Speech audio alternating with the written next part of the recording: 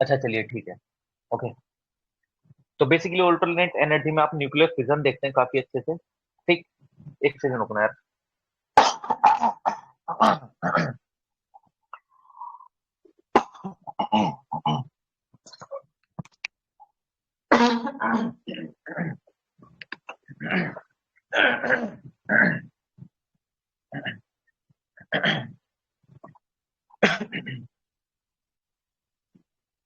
चलिए ठीक। तो न्यूक्लियर फिजन का हम देख लेते हैं। न्यूक्लियर फिजन के काफी अच्छे से आपको एक्सपेरिमेंट देखने को मिल जाते हैं, लेकिन उससे पहले हमारा जरूरी है न्यूक्लियर फिजन और न्यूक्लियर फ्यूजन में डिफरेंस जानना कि क्या होता है। न्यूक्लियर फिजन के अंदर आपका जो न्यूक्लियस है वो स्प्लिट होता है छोटे छोटे पार्टिकल्स में, और जब वो न्यूक्लियस आपको छोटे छोटे पार्टिकल्स में रिलीज होता है तो उसमें से आपको हाई अमाउंट ऑफ एनर्जी देखने को मिलती है। ठीक।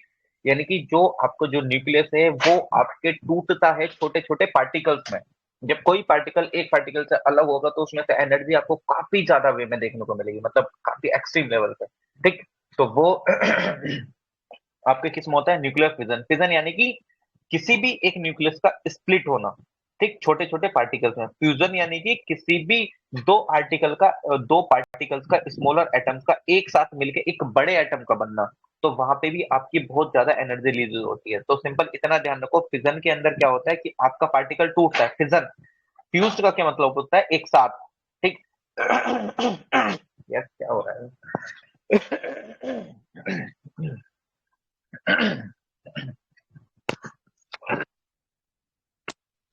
सॉरी यार, पता नहीं क्या हो रहा है। है ना।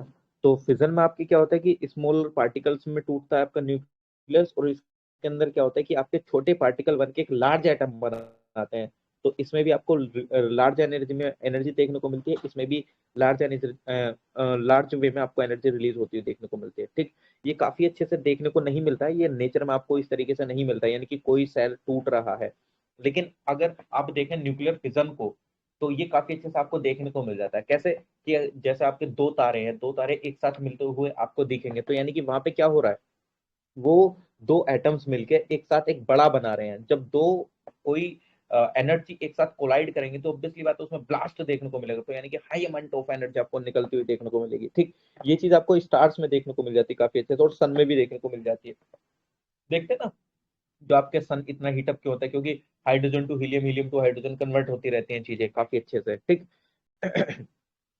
इसके अंदर न्यूक्लियर फिजन के अंदर आपको हाई स्पीड न्यूट्रॉन्स की जरूरत होती है। इसके अंदर आपको रिक्वायरमेंट होती है हाई टेम्परेचर और हाई प्रेशर कंडीशंस की। न्यूक्लियर फिजन को होने के लिए आपको रिक्वायर होती है हाई टेम्परेचर और हाई प्रेशर कंडीशंस की। इसके अंदर आपको हाई स्पीड न्यूट्रॉन्स चाहिए जो कि टूट पाए, स्प्लिट हो पाए छोटे छोटे पार्टिकल्स में।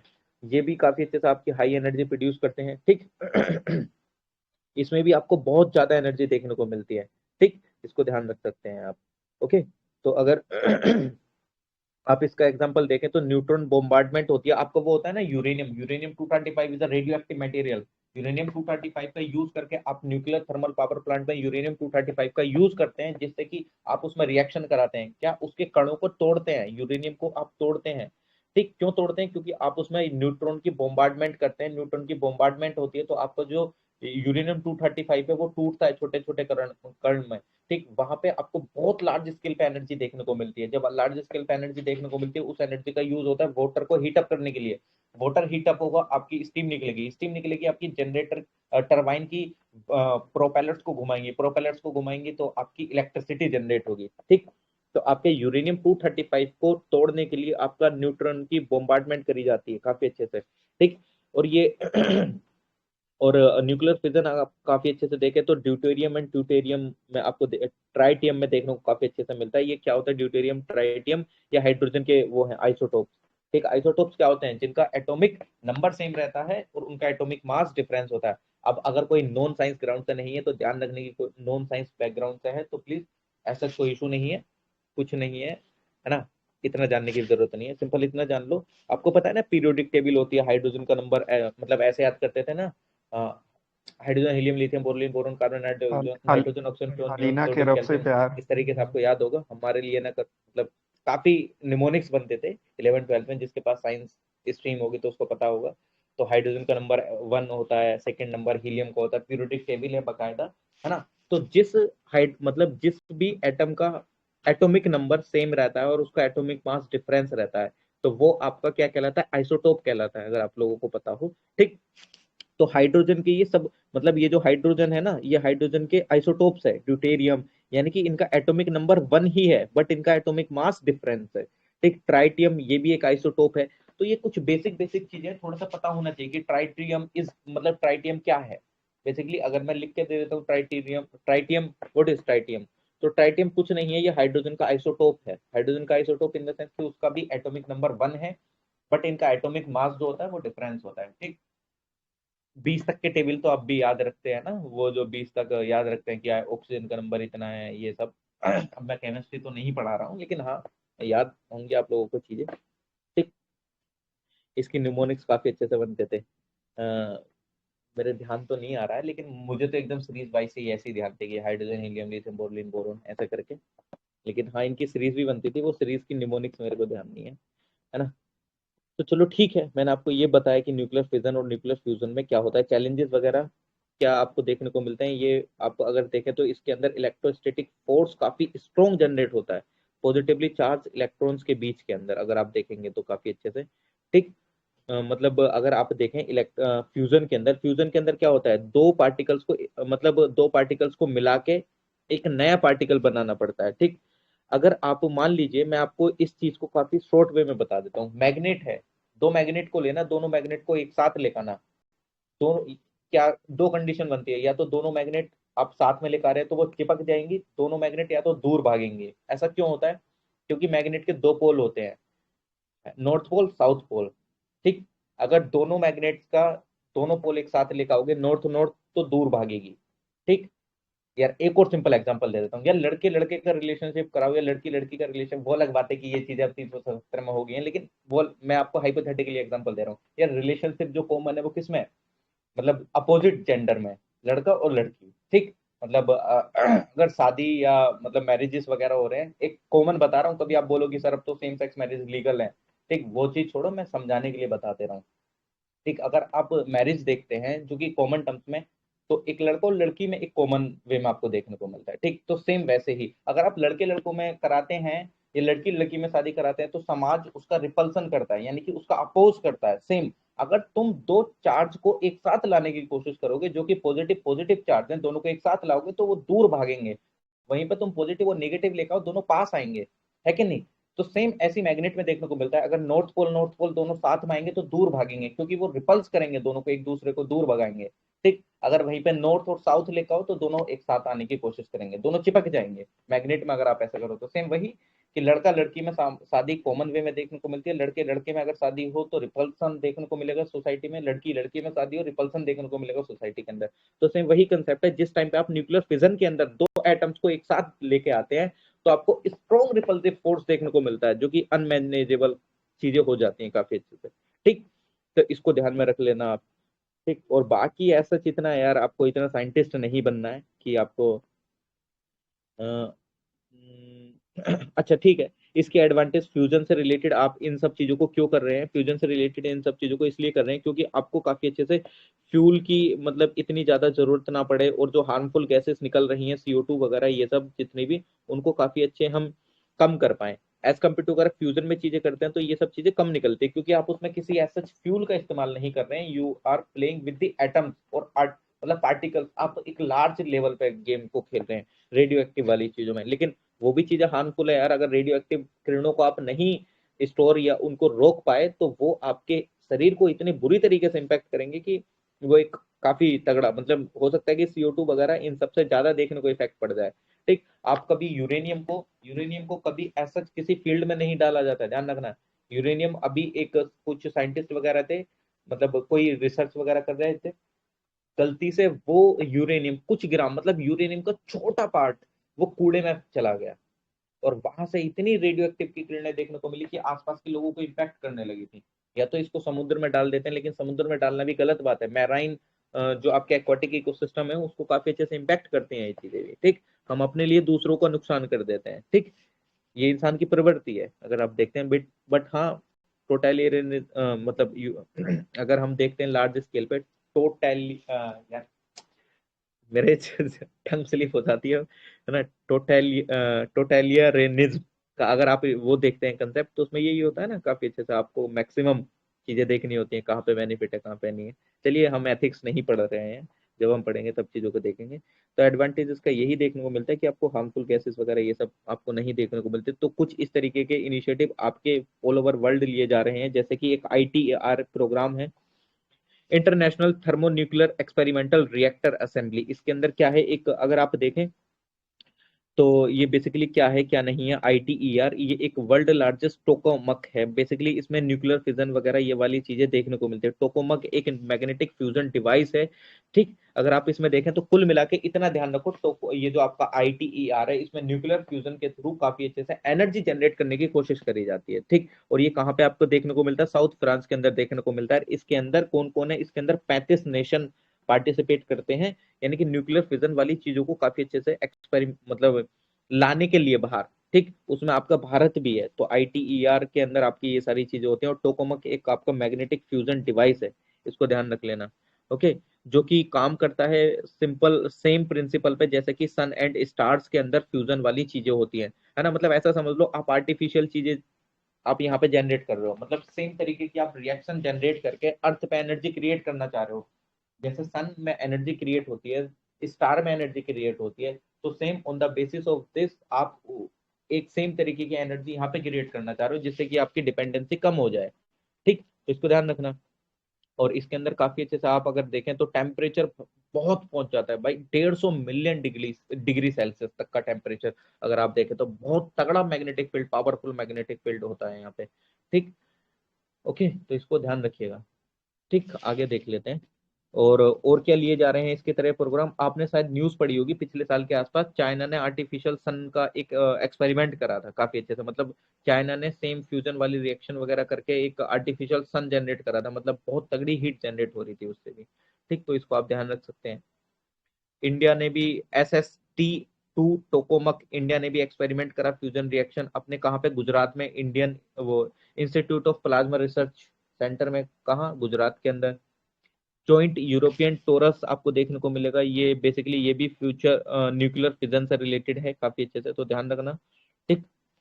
तो ये कुछ चीजें हैं जो कि आपके करी जा रही हैं न्यूक्लियर फिजन के ऊपर बेस्ड, ठीक। यानी कि किस पे ऊपर बेस्ड, दो एटम को एक साथ मिला के एनर्जी को जनरेट करना, simple.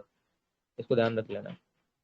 Small modular reactor, SMRS। लेकिन उससे पहले ये तो बता दो आप लोगों को आवाज आ रही है कि नहीं आ रही है, एम आई ऑडिबल और नॉट? आ रही है सर। आ रही है कि नहीं यार, कुछ तो रिएक्शन दो, तो आवाज टाइप आ करो। रही आ रही है,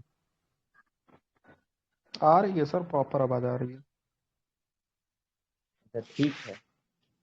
तो मुझे तो ऐसा लगता है ये सुनते सुनते सो जाते हो, तो नहीं जाते हो सुन सुन के कि ईयरफोन लगा के बेड पे लेटे हो, आराम से नींद आ रही है, कोई दिक्कत। अच्छा, ऐसे ऐसे करके कौन सुन रहा है, बेड पे लेटे हुए ईयरफोन कानों में लग रही है और आराम से बैठे हैं सुनते हैं तो भाई साहब गजब, वाह सही है सही है, सभी ऐसे सुनते हैं। नहीं नहीं, सही है सही है, बहुत सीरियसली, बढ़िया बहुत बढ़िया। करना सीरियसली भी सर ऐसी ऐसे चीजें, ही उठ के सुनता बैठ हूँ। के थोड़ी सुनेंगे, लेट के ही सुनेंगे, एग्जैक्टली, है ना। सोते समय कुछ काम की चीजें कान में जा रही हैं, चलिए ठीक है, बढ़िया। स्मॉल मॉड्यूलर रिएक्टर देखने को मिलता है, रिसेंटली अभी नीति आयोग के मेंबर ने सजेस्ट करा है फोकस करने के लिए स्मॉल मॉड्यूलर रिएक्टर को, है ना। मतलब आप काफी अच्छे से स्मॉल मॉड्यूलर रिएक्टर पे फोकस दीजिए, उनको उनको लगाइए, सेटअप करिए बेसिकली, ठीक। ये बेसिकली क्या करेंगे, ये जो एनर्जी नीड है हमारी कंट्री में, तो उसको काफी अच्छे से मीट करेंगे। यानी कि जो थर्मल पावर प्लांट है उसको उस पर बेस्ड जो आप एनर्जी जनरेट करते हैं, तो आप उसका ऑल्टरनेटिव लाने की कोशिश कर रहे हैं। तो यानी कि कुछ आप खुद भी एनालिटिकल चीजों को लगा के सोचिए, तो यानी कि कुछ नहीं, जैसे ऊपर चीजें रिएक्शन वगैरह हो रही थी, तो ये भी कुछ उसी तरीके से है स्मॉल मॉड्यूलर रिएक्टर भी। यानी कि कुल मिला के जो आपकी थर्मल एनर्जी है उससे हटने की कोशिश करी जा रही है। क्यों? क्योंकि बेसिकली आप खुद समझ सकते हैं यार, इतना कोल होता है, इतना फोसिल फ्यूल वगैरह पे हम डिपेंडेंस है, तमाम एनवायरमेंटल पोल्यूशन, क्लाइमेट चेंज के हमने इतने वो कर रखे हैं ना, तमाम पंचामृत आपको पता है COP26 के अंदर देखने को मिलता है। हम टारगेट करके आए हैं 2070 तक नेट जीरो कार्बन एमिशन करना है, तो कुछ इनिशिएटिव अभी से तो लेने स्टार्ट करने पड़ेंगे, है ना। कभी सोचो कि 70 साल, अरे बहुत दूर है, ऐसा नहीं होता। 70 साल कब गायब हो जाएंगे पता नहीं चलेगा, और 70 में बचे भी 50 साल है क्या नहीं। तो इसलिए हम काफी अच्छे से इन सब चीजों पे भी फोकस होकर चल रहे हैं। ठीक। तो स्मॉल मॉड्यूलर रिएक्टर क्या होता है, ये एडवांस न्यूक्लियर रिएक्टर हैं जिनके अंदर होती है कैपेसिटी जनरेट करने की 300 मेगावाट इलेक्ट्रिसिटी। ठीक। ये चीज किसने बताई है, आपके इंटरनेशनल एटॉमिक एनर्जी एजेंसी ने। ठीक। और ये जो SMR का कंसेप्ट है, स्मॉल मॉड्यूलर रिएक्टर का जो कंसेप्ट है, ये आपकी 18 कंट्रीज में अभी डेवलप हो रहा है। ठीक। तो अगर आप देखें तो इसके अंदर क्या होता है क्या नहीं होता है, तो लेकिन ये जो चीज है ना, ये स्मॉल मॉड्यूलर रिएक्टर, इसका नाम ही सजेस्ट कर रहा है कि ये लार्ज न्यूक्लियर पावर प्लांट के लिए काफी अच्छे से सुटेबल नहीं है। छोटी मोटी डिमांड अगर वगैरह काफी आप अच्छे से सप्लाई करें तो उन सब चीजों के लिए ठीक है। ठीक। तो अगर आप इसको देखते हैं तो आपको काफी अच्छे से micro reactor, small modular reactor, conventional reactor देखने को मिलते हैं। ठीक। इनको काफी अच्छे से स्मॉल मॉड्यूलर रिएक्टर को आपको रिफ्यूल करना पड़ता है 3 से 7 साल में, यानी कि जो आप इसमें रेडियो एक्टिव मटेरियल यूज कर रहे हैं आपको उसको फिर दोबारा उसमें डालना पड़ता है। ठीक। और ये एक बार में 300 मेगावाट इलेक्ट्रिसिटी आपकी जनरेट कर देता है। ठीक। But it is not for a large purpose, है ना। ये आपके स्मॉल, मतलब जैसे कि अगर आप देखें कि ये ऑन साइट आपके इस्टेब्लिश होता है, और जो वहां के आसपास की चीजें जो कि उसके आसपास की लोकेटेड है, तो उन सब की डिमांड को काफी अच्छे से फुलफिल कर पाता है। ठीक। अगर हमें बड़ा गेम खेलना है तो बड़ा गेम खेलने के लिए हम न्यूक्लियर फिजन वाली चीजों पे ध्यान दे रहे हैं ना, जैसा ITER मिशन है, उसके अंदर आपकी तमाम कंट्रीज हैं ताकि हम चीजें जनरेट कर पाए। ठीक। हमको बड़ा गेम खेलना है, छोटा प्लेयर नहीं बनना है। बट हाँ, छोटे लेवल के प्लेयर वाली चीजें भी करी जा रही है। तो हमारे लिए इंपॉर्टेंट क्या है, इंटरनेशनल एटॉमिक एनर्जी एजेंसी। ये जो सेटअप करी गई थी, ये atom for peace organisation in 19 setup as a world atoms for peace organisation in 1957। ये यूनाइटेड नेशन ने सेटअप करी थी, जिसका हेडक्वार्टर वियना ऑस्ट्रेलिया के अंदर देखने को मिलता है। ऑस्ट्रिया, ऑस्ट्रेलिया नहीं, ऑस्ट्रिया, वियना आपके ऑस्ट्रिया में देखने को मिलता है ना। ये जो एटम्स वगैरह हैं काफी अच्छे से इनका जो इंटर, मतलब ऑब्वियसली बात है, न्यूक्लियर फिजन के अंदर आप किस चीज का इस्तेमाल कर रहे हैं, एटम्स वगैरह का। मतलब एटम्स के साथ छेड़खानी करना बहुत गंभीर हो सकता है क्या नहीं। गंभीर इन द सेंस क्या, कि यार एटम के साथ अगर आप छेड़खानी करते हैं तो एक बड़े लेवल पर आपको डिवास्टेशन भी देखने को मिलता है। 1947 1945, हाँ, 9 अगस्त और 11 अगस्त, हिरोशिमा और Nagasaki, fat boy little boy, क्या देखने को मिला आपको, न्यूक्लियर बॉम्ब किसने कराए थे, आपके USA ने। तो न्यूक्लियर बॉम्ब भी तो उसी कंसेप्ट पे बेस्ड है ना। किस कंसेप्ट पे है, न्यूक्लियर फिजन और न्यूक्लियर फ्यूजन वाले पे है। कौन से पे, ये आप लोग बताएंगे। न्यूक्लियर बॉम्ब किस कंसेप्ट पे काम करते हैं, न्यूक्लियर फिजन की न्यूक्लियर फ्यूजन। ठीक। तो जिस टाइम पे वो वहां पे गिरे थे तो उन्होंने कितना डिवास्टेशन करा था लार्ज स्केल पे। ठीक। तो उनसे रिलेटेड आपको एक ऑर्गेनाइजेशन तो बनानी पड़ेगी ना जो कि इन सब चीजों को टैकल करे। इसके अंदर मेंबरशिप कितने लोगों की देखने को मिलती है, मेंबर स्टेट्स की 175 मेंबर स्टेट है। इंडिया इसका एक फाउंडिंग मेंबर है, ध्यान रखना, India is also founding member of this. ठीक।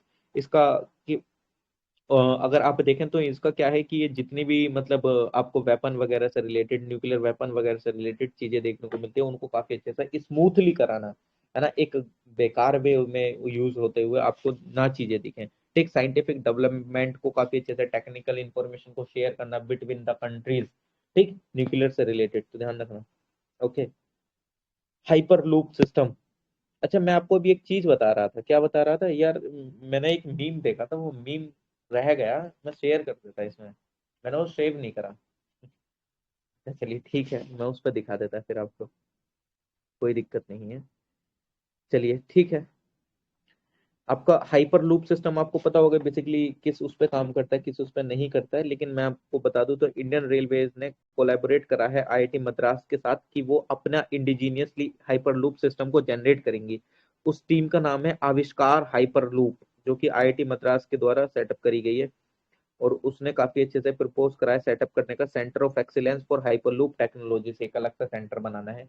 लेकिन अगर आप देखें तो हाइपरलूप टेक्नोलॉजी क्या होती है, हाइपरलूप टेक्नोलॉजी बनी हुई होती है आपके वैक्यूम ट्रेन के कंसेप्ट पे, जो कि काफी अच्छे से बहुत तेजी के साथ चलती है और इफिशिएंट वे में इसका आपका ट्रांसपोर्टेशन काफी अच्छे से देखने को मिलता है। ठीक। अगर आप देखें तो इसके अंदर आपको चैम्बर्स देखने को मिलेंगे जिनको पोर्ट्स कहा जाता है, जो कि काफी अच्छे से ट्रेवलर और जो भी सामान वगैरह है उसको काफी अच्छे से ट्यूब के थ्रू यानी कि टनल के थ्रू काफी अच्छे से आपको लेके जाती हैं। ठीक, इसको मैं बता देता हूँ कैसे होता है क्या नहीं होता है, पहले इसका सिंपल वे में मैं आपको कंसेप्ट बता देता हूँ।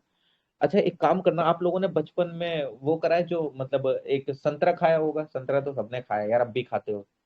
एक आपको रिफिल वाला पेन देखने को मिलता था, देख रहे हो मैं हाइपर लूप को कहाँ से कनेक्ट कर रहा हूँ यार, मतलब हद होती है। साइंटिस्ट वाले भी सोच रहे होंगे कि भाई अगर इस ऑडियो को सुन लिया तो भाई साहब वो भी कहेंगे कितने तेजस्वी लोग हैं हमारे यहाँ, है कि नहीं। ठीक, आपने एक रिफिल वाला पेन देखने को मिलेगा जिसका जो ऊपर से भी ओपन हो जाता था और नीचे से भी, यानी कि पीछे से भी खोल के आप उसकी रिफिल निकाल सकते थे, ऊपर से भी तिकोना टाइप में देखने को मिलता था और ऊपर से भी खोल के उसको रिफिल निकाल सकते थे। यार हाँ या ना लिख देना, तभी मैं इस चीज को समझा पाऊंगा, वरना नहीं समझा पाऊंगा।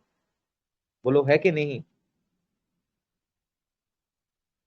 यार इतना बताओ कि है कि नहीं।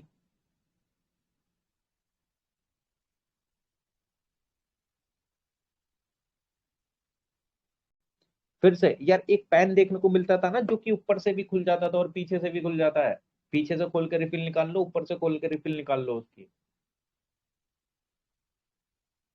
देखा है ना। बताओ, याद नहीं, अरे भाई साहब मतलब पेन का याद नहीं है आपको कि पेन, वो पेन अभी भी मिलते हैं स्मार्ट। भाई स्मार्ट पेन कुछ नहीं है, 3 रुपए का पेन मिलता है, वो 5 रुपए का भी मिलता है, लिंक स्मार्ट।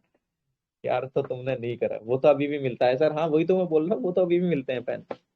एल्कोस के पेन आते हैं, एल्कोस का पेन चलाया है, एल्कोस।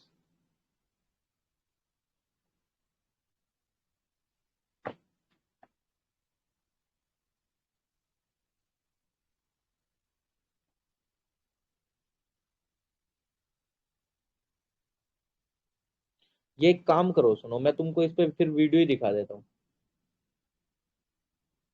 सर इस तरह से लड़कियों को तंग करते थे 11th में यार ये तो बहुत तगड़ा कंसेप्ट बताया आपने वैसे। उसमें क्या करते थे, आगे वो संतरा होता था ना, संतरे मतलब आगे ये जो पेन है उसके बीच में मतलब संतरे को फंसाते थे, फिर पीछे से भी संतरे को फंसाते थे, रिफिल लेते थे, रिफिल में पीछे से उसको रॉकेट सा बना के रिफिल से आगे जो भर जाता था संतरा सा, वो बहुत तेजी के साथ आगे जाके छूटता था और आवाज बहुत तगड़ी निकलती थी। यार मतलब लग रहा है उल्टी सारी चीजें मैं नहीं करी है क्या, आप लोगों ने नहीं करी। ये तो हेमंत सर ने, और रुमाल वाला भी। हाँ भाई, यार तो आप इस चीज को कनेक्ट नहीं कर पाओगे, मैं जो बताना चाह रहा हूँ, मतलब छोड़ो यार, आप लोगों ने फिर मजा नहीं मतलब करी नहीं है ये सारी चीजें। मैं आपको यूट्यूब पे दिखा देता हूँ इसकी वीडियो, क्योंकि यार तभी चीजें समझ में आ जाएंगी बेहतर वे में।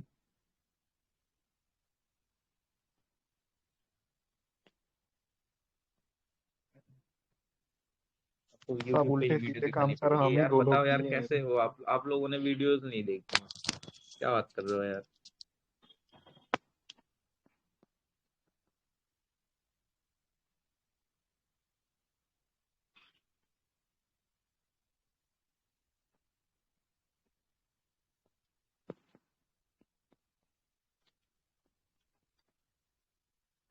वरना आपको इतना तगड़ा कंसेप्ट बता देता ना मैं।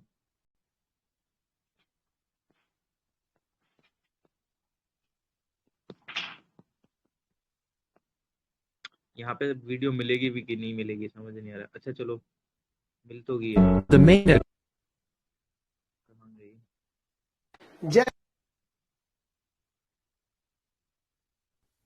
Hyper चलो ये वाली देख लेना।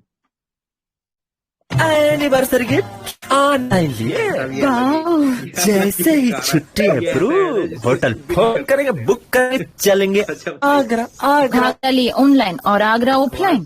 कब? अब छुट्टी अप्रूवल का भेद नहीं, book hotel with no payment. अब होटल बुक करो no payment on Make My Trip. यार आपने मजा The Hyperloop is the fifth mode of the transportation system. Currently, there are several companies testing the prototype.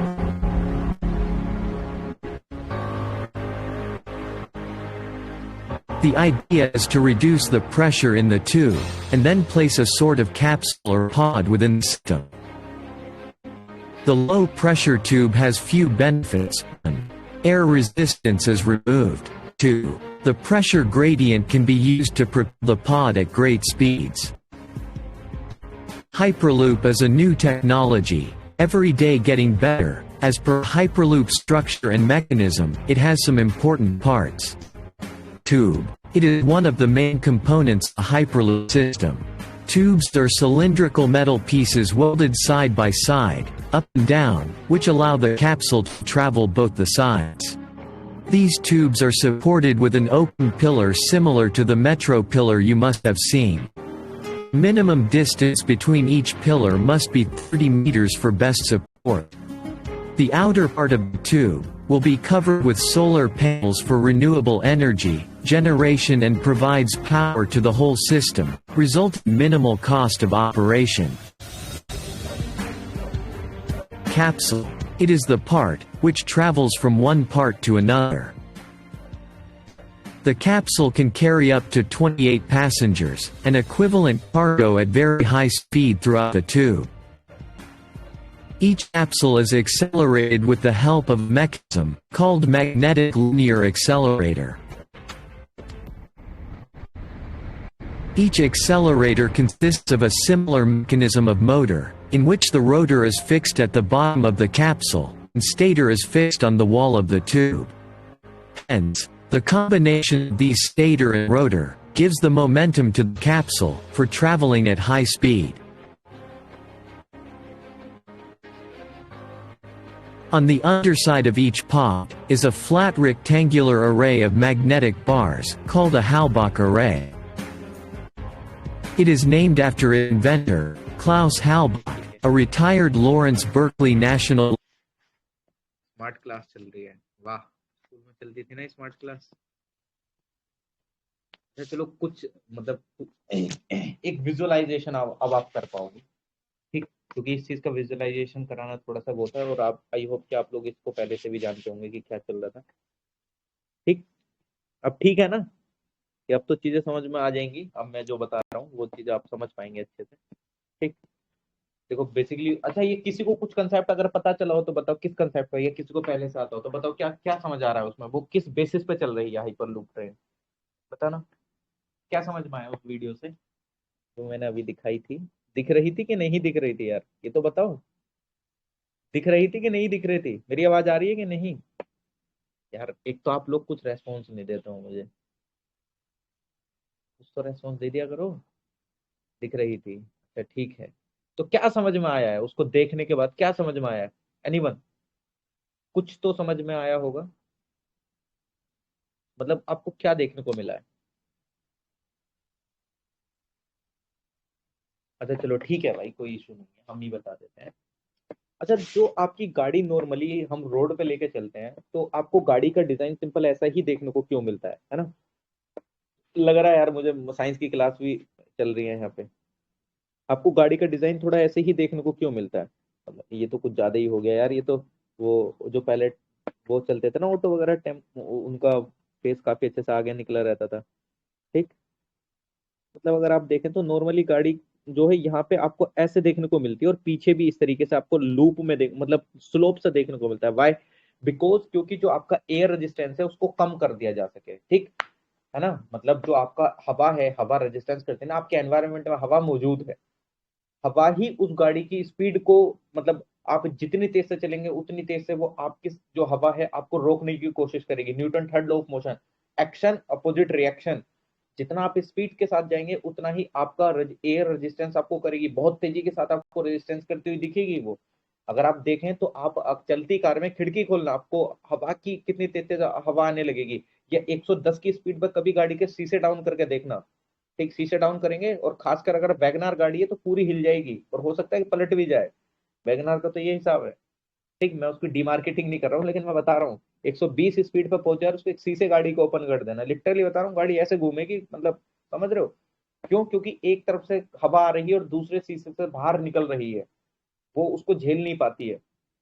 ठीक, तो basically आपकी गाड़ी के डिजाइन इसलिए देखने को मिलते हैं ताकि एयर रेजिस्टेंस जो हो रहा है उसको हटा दिया जाए। अब हाइपर लूप में क्या हो रहा था, वो जो ट्यूब थी, ट्यूब के अंदर से आपका जो एयर रेजिस्टेंस था, जो एयर था, उसको काफी अच्छे से संक्शन कर लिया जा रहा था। क्योंकि अगर आप किसी चीज को स्पीड देना चाहते हैं तो ऑब्वियसली बात है आपको उसका रेजिस्टेंस खत्म करना होगा, है कि नहीं?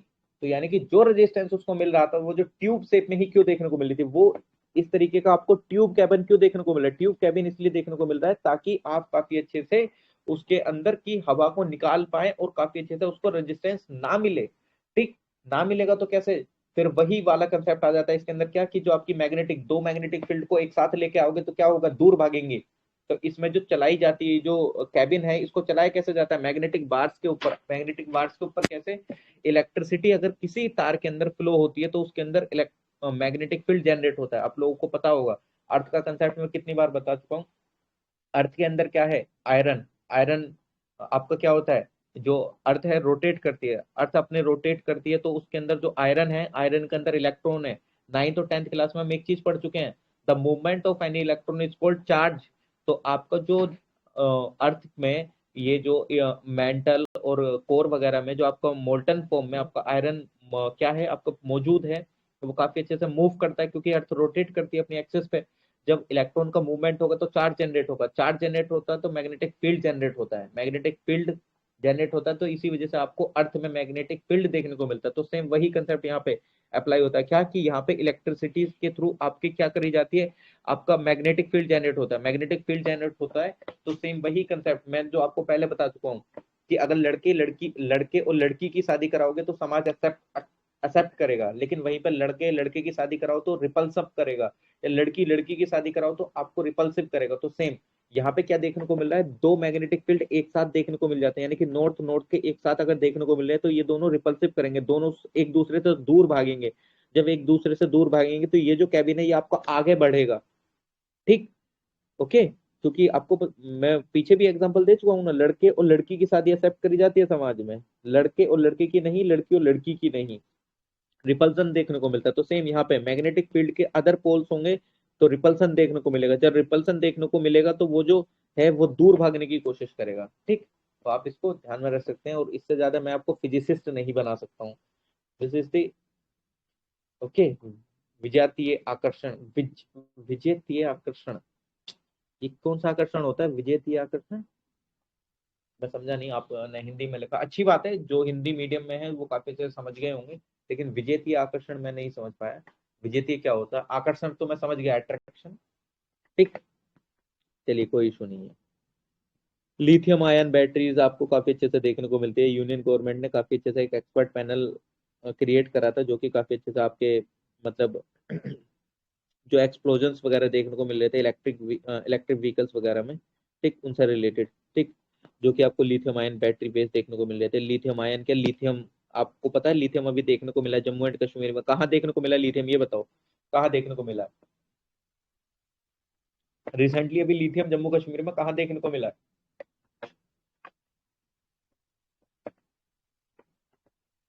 AFP recently found lithium.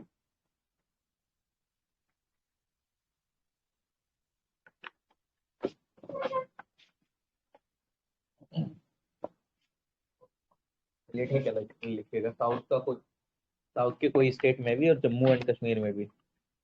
चलिए ठीक है, कोई दिक्कत नहीं है, आप करिएगा तो चीजें देख लेंगे हम यार। अब अच्छा ये बताओ, लिथियम आयन बैटरीज का कंसेप्ट बताना है कि नहीं बताना है? कुछ नहीं होता है यार, एनोड और कैथोड आपकी देखने को मिलती है। एनोड आपकी ग्रेफाइट यानी कि एनोड, एनायन, एनोड मतलब एनायन, कैथोड कैटायन। मैं अब आपको यहाँ पे केमिस्ट्री नहीं पढ़ा रहा हूँ, वरना केमिस्ट्री में चले जाओगे तो बहुत दिक्कत हो जाएगी। सिंपल इतना समझ लो, आपको लिथियम आयन की बैटरीज आपको देखने को मिलती है काफी अच्छे से। लिथियम आपका एक एलिमेंट है, उस पर बेस्ड आपको बैटरीज देखने को मिलती है। उसके डिसएडवांटेज क्या होते हैं कि ये काफी मतलब डिसएडवांटेज और एडवांटेज आपको जरूरी है वैसे मेंस के लिए, लेकिन प्रीलिम्स के लिए जान लेते हैं काफी अच्छे से। लिथियम आयन बैटरीज के एडवांटेज क्या है कि ये स्पेसिफिक चार्ज डेंसिटी आपको काफी अच्छे से देखने को मिलती है, यानी कि क्या, अमाउंट ऑफ चार्ज आप बैटरी कैन सप्लाई, मतलब काफी अच्छे से ये जितनी चार्ज हो जाती है काफी अच्छे से उसी वे में मतलब आपको ये यूज होती हुई देखने को मिल जाती है। ऐसा नहीं कि 100% चार्ज हो गया 10% आपकी काम कर रही है। हाई वोल्टेज देखने को मिल जाएगा, हाई एनर्जी डेंसिटी देखने को मिलती है, लो सेल्फ डिस्चार्ज देखने को मिलता है, यानी कि इतनी जल्दी डिस्चार्ज आपको देखने को नहीं मिलती है। ठीक, तो इसको ध्यान रख सकते हैं। डिसएडवांटेज क्या है इस लिथियम आयन बैटरीज के, तो डिसएडवांटेज देख लेते हैं। इसमें थर्मल रनवे यानी कि मेल्टिंग वजह से काफी अच्छे से टेम्परेचर वगैरह आपको ये गर्म होती हुई काफी देखने को मिल जाती है। इसकी लेस स्टेबिलिटी है इसकी, और प्लस लिथियम आयन बैटरी को बनाने के लिए रॉ मटेरियल की आवश्यकता पड़ती है, तो उसकी अवेलेबिलिटी भी बहुत कम है। अगर आप अवेलेबिलिटी देखें पूरे वर्ल्ड के अंदर तो आपको सबसे ज्यादा साउथ अमेरिका में देखने को मिलता है 48% लिथियम, उसके बाद आपको देखने को मिलता है ऑस्ट्रेलिया में 23%, उसके बाद नॉर्थ अमेरिका में 20%, उसके बाद आपका यूरोप में 6% और अफ्रीका में 3%। ठीक, इसको आप ध्यान रख लीजिएगा, ये पूछे जा सकते हैं क्वेश्चन लिथियम उससे रिलेटेड, लिथियम रिजर्व वगैरह से रिलेटेड। ठीक, ये लाइटेस्ट सॉलिड मेटल है लिथियम आपका, अगर आप देखेंगे तो ये काफी अच्छे से आपको हार्ड रॉक और ब्राइन माइंस से देखने को मिलता है। ऑस्ट्रेलिया इसका बिगेस्ट सप्लायर है, और अगर आप देखें तो ये अर्जेंटीना, चाइल और चाइना काफी अच्छे से ये भी प्रोड्यूस करते हैं लिथियम को काफी अच्छे से। अगर भारत की बात करें तो इंडिया में जो आपके लिथियम के ट्रेसेस देखने को मिले हैं वो इग्नियस रॉक कर्नाटका से मांड्या डिस्ट्रिक्ट की देखने को मिले हैं। रिसेंटली लिथियम रिजर्व आपके जम्मू एंड कश्मीर में भी पाए गए हैं। ठीक, और इंडिया इंपोर्ट करता है अपनी जितना भी लिथियम की डिमांड वगैरह होती है या तो चाइना से या हांगकांग से। चाइना और हांगकांग हमारे बिगेस्ट सप्लायर हैं इन द सेंस कि हम उनसे इंपोर्ट करते हैं काफी अच्छे से। ठीक, तो इसको ध्यान रख सकते हैं। ओके, और क्या देखने को चाहिए हमको, इसमें क्या देखना चाहिए, और सच कुछ नहीं, इतना जाने की जरूरत नहीं है, साइंटिस्ट नहीं बनाना है आप लोगों को, सिंपल एस्पिरेंट ही रहने देना है। चलिए छोड़िए। फ्लैक्स फ्यूल देखने को मिलता है। फ्लैक्स फ्यूल क्या है, अभी ministry of road and transport highway के थ्रू लॉन्च करा गया है पहला इस तरीके का पायलट प्रोजेक्ट फ्लैक्स फ्यूल से रिलेटेड। ये हाइब्रिड इलेक्ट्रिक व्हीकल देखने को मिलेंगे, FFV यानी कि flex fuel strong hybrid electric vehicles देखने को मिलेंगे भारत में। लेकिन ये है क्या, फ्लैक्स फ्यूल व्हीकल क्या होते हैं? फ्लैक्स फ्यूल व्हीकल वो होते हैं जो कि काफी अच्छे से, उनके अंदर काफी अच्छे से आपको पेट्रोल भी यूज होता हुआ देखने को मिल जाएगा और मतलब आपका ये ब्लेंडेड फ्यूल भी, यानी कि जो पेट्रोल है जो कि इथेनॉल या मिथेनॉल के साथ काफी अच्छे से आपको देखने को मिल जाएगा यूज होता हुआ। ठीक, फ्लैक्स फ्यूल यानी कि फ्लैक्स फ्यूल का मतलब क्या कि वो किसी भी फ्यूल से काफी अच्छे से चलने में सक्षम हो।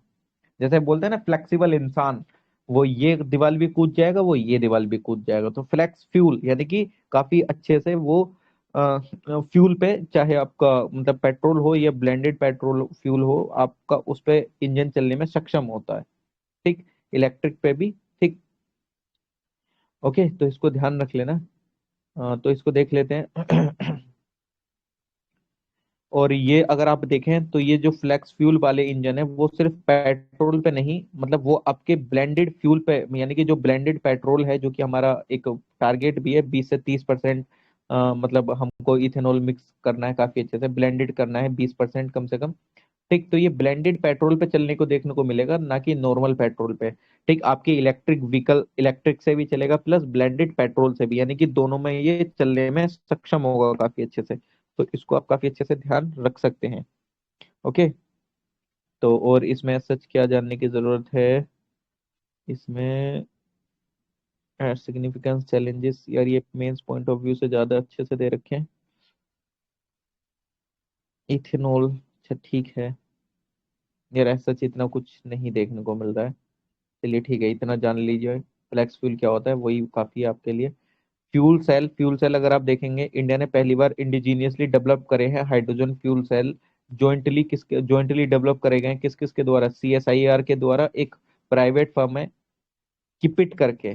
ठीक, उसके द्वारा रिसेंटली अभी क्या करेगा, इंडिजीनियसली क्या, हमारे भारत में ही, हमने कहीं से कोई टेक्नोलॉजी बोरो वगैरह नहीं करी और जॉइंटली डेवलप हुए CSIR और KPIT टेक्नोलॉजी के द्वारा। और अगर आप फ्यूल सेल देखेंगे तो ये इलेक्ट्रोकेमिकल डिवाइस होते हैं जो कि कन्वर्ट करते हैं आपकी केमिकल एनर्जी को इलेक्ट्रिकल एनर्जी में।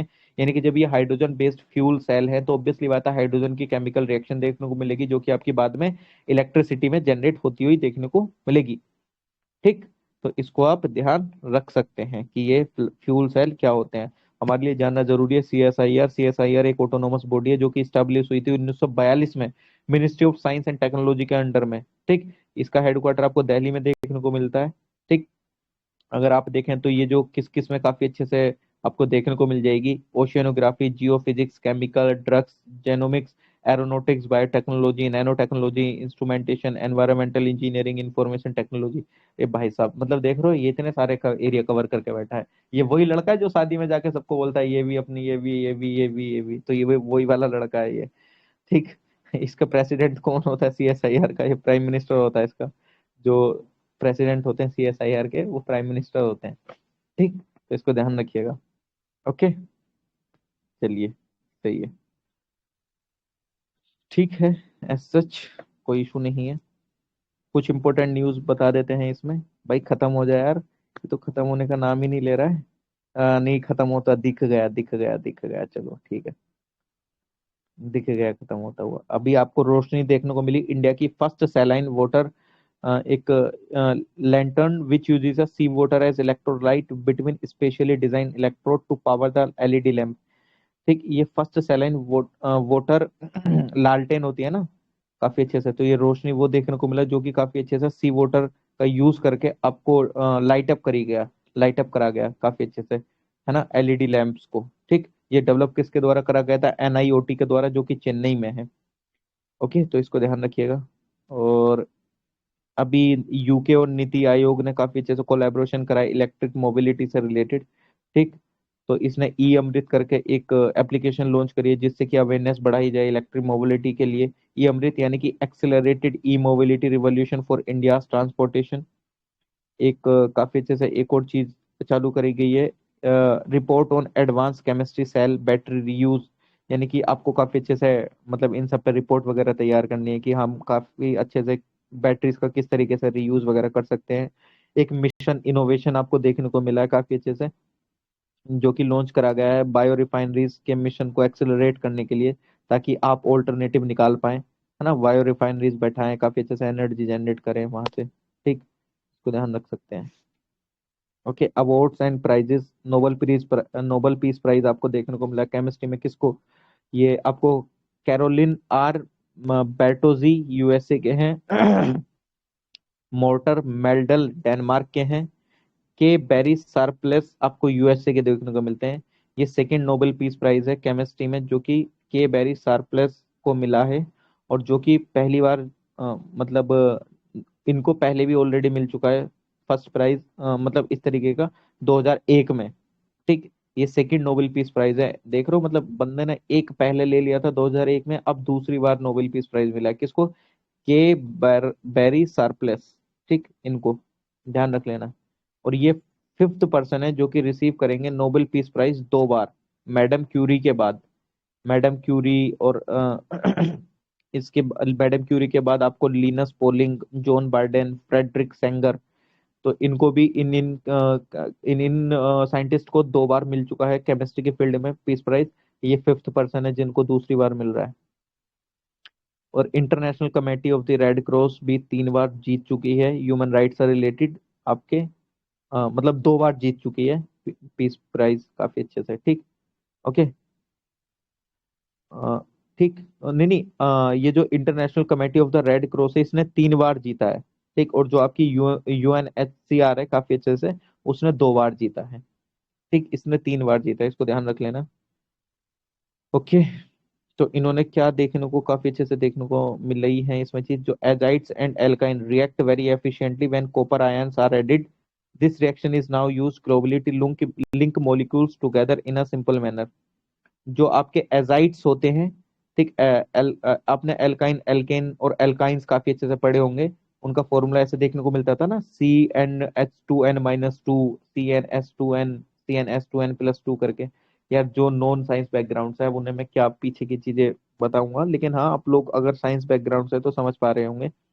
तो एजाइड और सिंपल इतना ध्यान रखो, एजाइड्स और एल्काइन में काफी अच्छे से रिएक्शन देखने को मिली है। इन्होंने कॉपर आयन को ऐड करने के बाद रिएक्शन कराई थी जो कि काफी अच्छे से देखने को मिली है। अब इससे ये पता चलता है कि आप ग्लोबली काफी अच्छे से इस टेक्नोलॉजी को यूज कर सकते हैं मॉलिक्यूल्स को लिंक करने के लिए एक सिंपल वे में।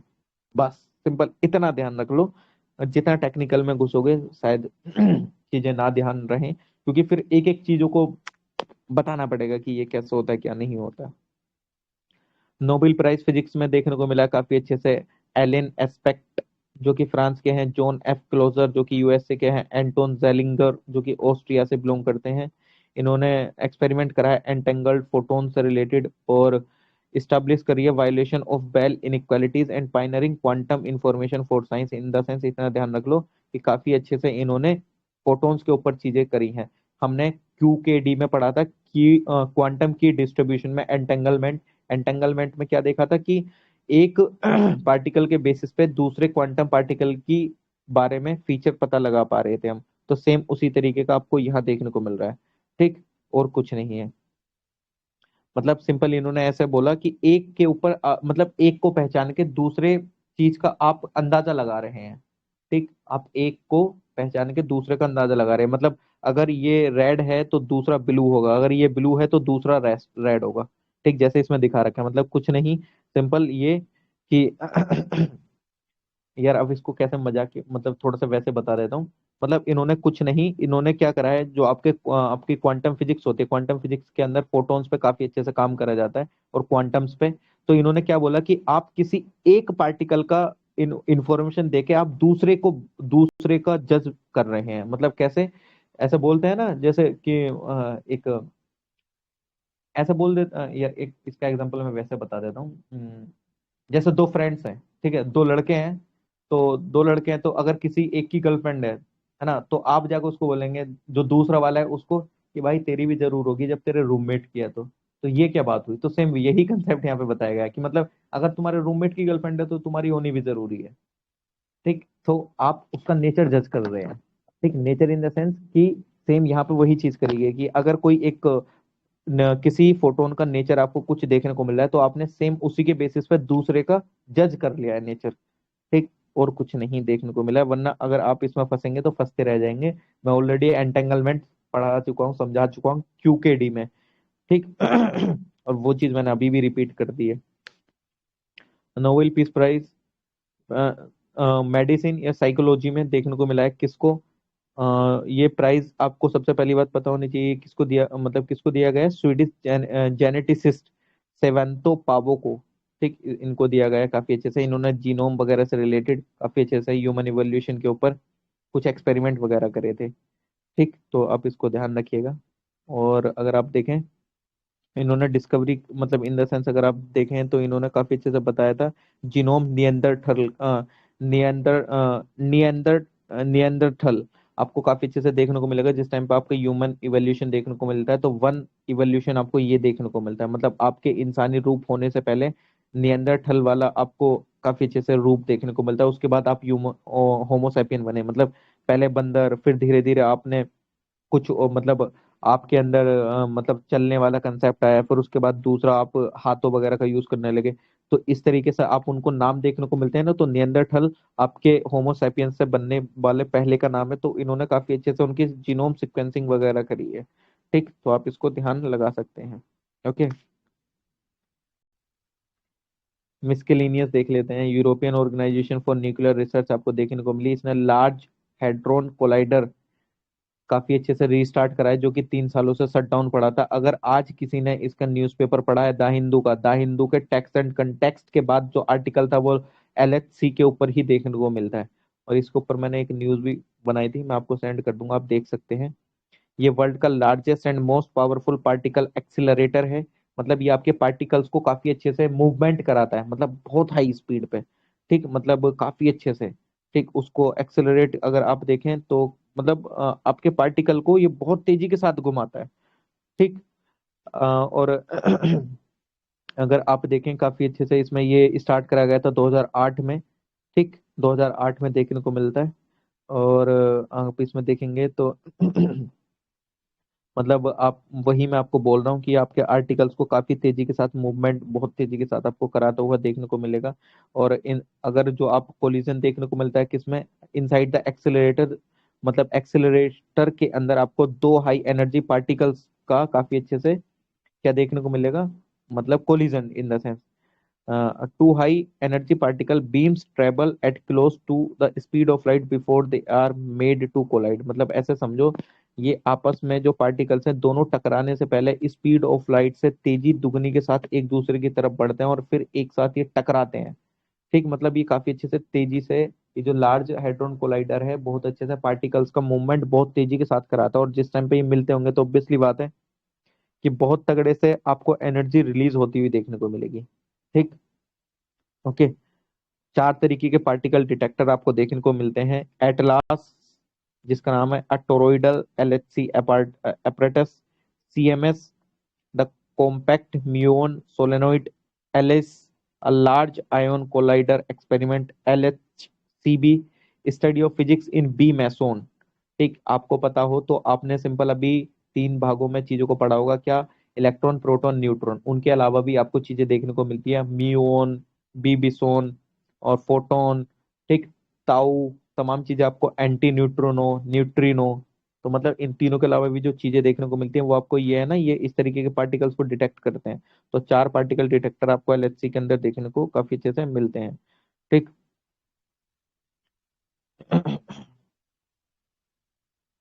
ओके, आचार्य जगदीश चंद्र बोस जी का क्या देखने को मिला है? मिनिस्ट्री ऑफ कल्चर ने ऑर्गेनाइज करा है इंटरनेशनल कॉन्फ्रेंस 164वें जन्मदिन पे। किसके? आचार्य जगदीश चंद्र बोस जी के पे। ये आपके इंडियन फिजिसिस्ट थे और प्लांट साइकोलॉजिस्ट थे। इन्होंने बोस इंस्टीट्यूट की स्थापना 1917 में करी। एशिया के फर्स्ट मॉडर्न रिसर्च सेंटर भी देखने को मिलेगा इनके द्वारा, जो कि फोकस करता है इंटरडिसिप्लिनरी रिसर्च पे। ये ऑटोनोमस एक ग्रांट इन एड इंस्टीट्यूशन है जो कि काम करता है department of science and technology के लिए भी। ठीक, ये फर्स्ट एशियन थे जिनको अवार्ड करा गया यूएस के द्वारा पेटेंट 1904 में। ठीक, ओके, तो इसको आप ध्यान रख सकते हैं। और अगर आप देखेंगे, ये फर्स्ट एशियन भी थे जिनको श्रीनिवास रामानुजन के साथ इनको रॉयल सोसाइटी का फेलो भी बनाया गया 1920 के अंदर। ये प्रेसिडेंट भी रहे 14 सेशन के इंडियन साइंस कांग्रेस के 1927 के अंदर। तो इसको आप ध्यान रख सकते हैं। ठीक, अगर आप देखें इनका कंट्रीब्यूशन फिजिक्स में, इन्होंने काफी अच्छे से रिसर्च करी थी मिलीमीटर वेव्स पे, जो कि आप स्पेक्ट्रम बैंड देखने को मिलते हैं ना, वेवलेंथ वगैरह ये सब, कि 55 kHz पे आपका एयरटेल का नेटवर्क चलेगा, और आइडिया आइडिया का इस फ्रिक्वेंसी पे नेटवर्क चलेगा, रेडियो का इस फ्रिक्वेंसी पे। तो इस तरीके की चीजें आपको देखने को मिलेंगी। इन्होंने काफी अच्छे से उस पर रिसर्च करी थी। ठीक, तो इसको आप ध्यान रख लेना। मिस्ट्री पार्टिकल फाइंडिंग कुछ नहीं, हिग्स बोसोन है ये। Higgs boson in the sense क्या, कि जो ये आपके इलेक्ट्रॉन, प्रोटॉन और जो न्यूट्रॉन है, इनके अंदर जो मास होता है वो उनको मास कहाँ से मिल रहा है, यानी कि कुछ तो कुछ है ऐसी चीज। यानी कि जैसे हम हैं, हमारे अंदर भी वजन किसने डाला? पानी है, पानी की बोतल है, उसके अंदर वजन है। हम बोलते हैं कि पानी पानी है उस बोतल के अंदर इसलिए वजन है। अब वजन या तो पानी में होगा या बोतल में होगा, उसमें वजन कहाँ से आया? ठीक, तो यानी कि जो आपके इलेक्ट्रॉन, प्रोटॉन और न्यूट्रॉन है, इनके अंदर कब वजन आ जाता है? ये एक हिग्स बोसोन फील्ड होता है। अगर कोई भी पार्टिकल आपके हिग्स बोसोन फील्ड से अगर गुजर जाता है तो उसके अंदर मास आ जाता है अपने आप, और वो पता नहीं कि कैसे आता है। उस फील्ड को नाम दे देते हैं हम गॉड पार्टिकल या गॉड पार्टिकल फील्ड। ठीक, तो उसी से रिलेटेड ये पार्टिकल फाइंडिंग, मतलब तमाम तरीके के आपको देखने को मिलेंगे। कंसेप्ट सिंपल इतना जानना कि हिग्स बोसोन आपका एक गॉड पार्टिकल के तरीके से होता है, यानी कि अगर उस फील्ड से कोई भी एलिमेंट पास हो जाता है तो उसके अंदर मास जनरेट हो जाता है। ये मैंने कल भी समझाया था। ठीक, भाई खत्म हो जा, अरे वाह, खत्म होने के आ गई ये चीज। Research and development Manthan platform आपको देखने को मिलता है। Office of the principal scientific adviser के द्वारा लॉन्च करा गया था। इसका ऑब्जेक्टिव क्या है कि प्रमोट करना, कोलैबोरेशन करना इंडस्ट्री एंड साइंटिफिक रिसर्च में और डेवलपमेंट इकोसिस्टम में काफी अच्छे से सस्टेनेबल डेवलपमेंट, सस्टेनेबिलिटी लाई जा सके। ठीक, चीजों से रिलेटेड इन द सेंस कि आप साइंस एंड टेक्नोलॉजी में हर एक स्पेयर में डेवलपमेंट करोगे तो ऑब्वियसली बात है आप चीजों को मिनिमाइज वे में करना चाहोगे। स्टेट यूनिवर्सिटी रिसर्च एक्सीलेंस देखने को मिला, जिसको सर्व श्योर के नाम से जाना जाता है। एक न्यू इनोवेटिव स्कीम है। ठीक, काफी अच्छे से, और ये लॉन्च करी गई थी science and engineering research board के द्वारा, जो कि स्टैट्यूटरी बॉडी है, जो कि आपके डीएसटी के अंडर में काम करता है। और ये रिसर्च मतलब प्रमोट काफी अच्छे से, इसमें रिसर्चर वगैरह एक्टिव रहते हैं चीजों से, मतलब science, engineering, quantitative, social science वगैरह इन सबसे रिलेटेड आपके रिसर्च करते रहते हैं। वृत्ति का रिसर्च इंटर्नशिप आपको देखने को मिलेगा। ये बेसिकली अगर आप देखें तो ये ट्रेनिंग एंड स्किल इंटर्नशिप है, काफी अच्छे से सपोर्ट करना है एक तरीके से, आप इसको ध्यान रख सकते हैं। स्टूडेंट प्रोग्राम देखने को मिलेगा, आयुर्वेदिक रिसर्च से related research can programme. Basically इसका एम है कि सपोर्ट करना यंग आइडियाज को काफी अच्छे से, जो कि अंडर ग्रेजुएट स्टूडेंट्स हैं। ठीक। Scientific research infrastructure sharing maintenance and network, श्रीमान गाइडलाइंस 2022। इसके अंदर आप देखें तो डीएसटी के द्वारा, यानी कि department of science and technology के द्वारा गाइडलाइंस इशू करी गई थी काफी अच्छे से। यानी कि आप पब्लिकली फंड काफी अच्छे से शेयर करेंगे, एक्सेस कराएंगे डेवलपमेंट वाली चीजों से रिलेटेड। ठीक। तो इसको दी प्रयास काफी अच्छे से आपको देखने को मिलता है। तो आप इसमें अगर देखें तो ये सिंगल यूज प्लास्टिक वगैरह को काफी अच्छे से जड़कती खत्म करने के लिए, मिटिगेट करने के लिए चीजें काफी अच्छे तरीके से लॉन्च करी गई थी। डीएसटी के द्वारा लॉन्च करा गया था ये जो नीति प्रोग्राम है, national initiative for development and harnessing innovations. ठीक। मतलब आपको काफी अच्छे से मतलब जो ये मतलब जैसे कि आपको देखने को मिलते हैं ना सिंगल यूज प्लास्टिक जैसी चीजें, इनको काफी अच्छे से मिटिगेट करना है एनवायरमेंट वगैरह। साइंटिफिक सोशल रेस्पॉन्सिबिलिटी आपको देखने को मिलती है, ये department of science and technology के द्वारा गाइडलाइन इशू करी गई थी इससे रिलेटेड 2022 में ही। बेसिकली आपको अपनी भी कुछ रेस्पॉन्सिबिलिटी समझनी है ना, कि नहीं जैसे आपको देखने को मिलता है एनवायरमेंट प्रोड्यूसर मतलब रेस्पॉन्सिबिलिटी, है ना, कि मतलब अगर आप प्रोड्यूसर हैं और मान लीजिए आप वो ये बोले अरे हमने तो ये बेच दिया था सामान, अब हमारी इसकी कोई गारंटी नहीं है, मतलब कोई कहीं पे किसी भी चीज को फेंक दे रहा है, तो आपकी भी तो जिम्मेदारी बनती है ना यार, काफी अच्छे से आप उसकी रेस्पॉन्सिबिलिटी उठाओगे। ठीक। ग्राफीन अगर आप देखने को मिलता है तो ग्राफीन काफी अच्छे से एक आपको अगर देखें तो ये एलोट्रोप है, किसका, कार्बन का एलोट्रोप है ये काफी अच्छे से।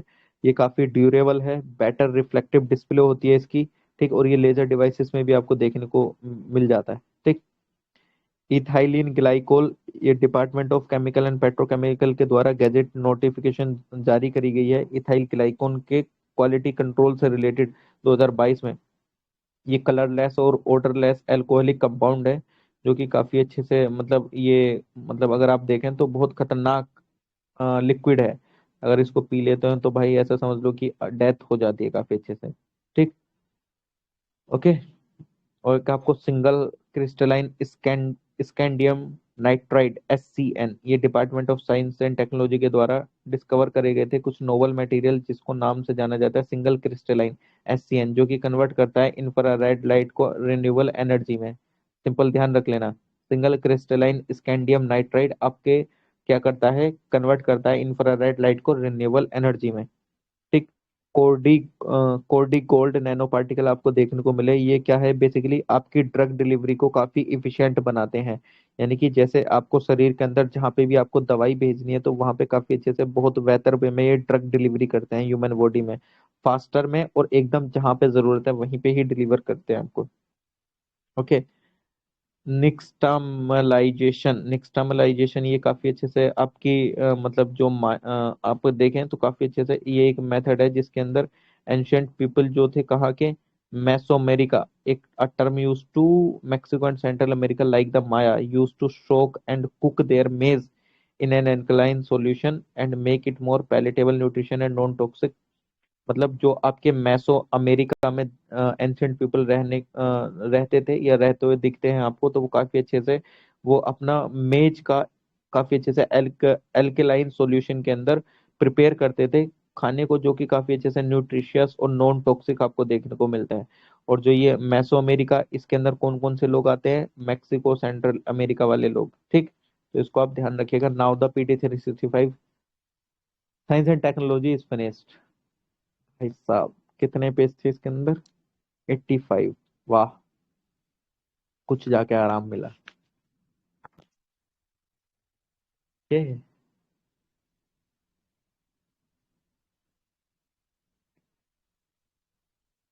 अच्छा, आप लोग बने हुए हैं भाई साहब, बहुत सही बहुत सही। तो